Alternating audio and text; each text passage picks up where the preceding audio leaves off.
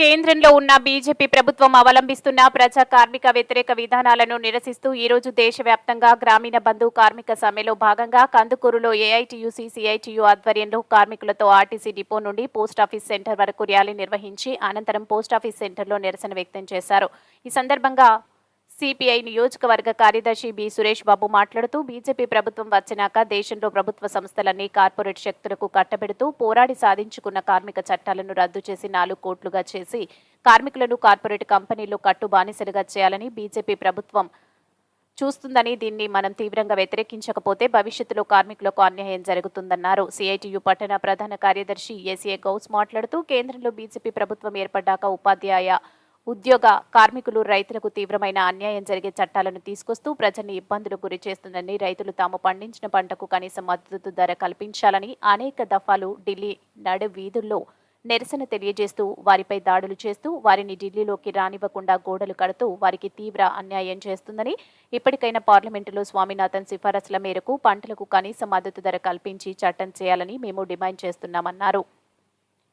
ఈ కార్యక్రమంలో ఏఐటీయూసీ నియోజకవర్గ కార్యదర్శి వై ఆనందం మోహన్ మాట్లాడుతూ ఉపాధి హామీ పథకం నిధులు తగ్గించి ఈ పథకాన్ని నిర్ణయం చేయాలని కేంద్ర ప్రభుత్వం కుట్రలు జరుగుతుందని, పథకానికి నిధులు పెంచి ఉపాధి హామీ పథకాన్ని ప్రతిష్ఠ చేయాలని ప్రభుత్వాన్ని డిమాండ్ చేశారు.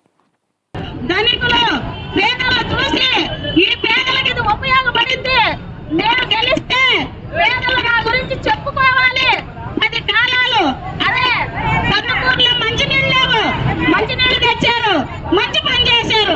ఇప్పటికీ చెప్పుకుంటున్నాం, ఎవరు తెచ్చారమ్మంటే వాళ్ళ ప్రభుత్వంలో మంచినీళ్ళు వచ్చినాయి, మేము తాగుతున్నామని చెప్పుకుంటున్నాం. కానీ మీరు ఆడవాళ్ళకి అయ్యేస్తామా మగవాళ్ళకి ఇయ్యేస్తామని మా ప్రజల డబ్బులు వేస్ట్ చేయకుండా పేదలకు ఉపయోగపడే పని ఏదన్నా ఉంటే ఒకటి చెయ్యండి. 10 పథకాలు వద్దు, 20 పథకాలు వద్దు, మాకు ఎలాంటి అమలు చేయొద్దు. పేదల గురించి ఆలోచించండి. ఎస్సీ, ఎస్టీ, బీసీ, మైనార్టీలు పేద పిల్లలు చదువుకొని నిరుద్యోగులై రోడ్ల మీద దొంగలు అవుతున్నారు.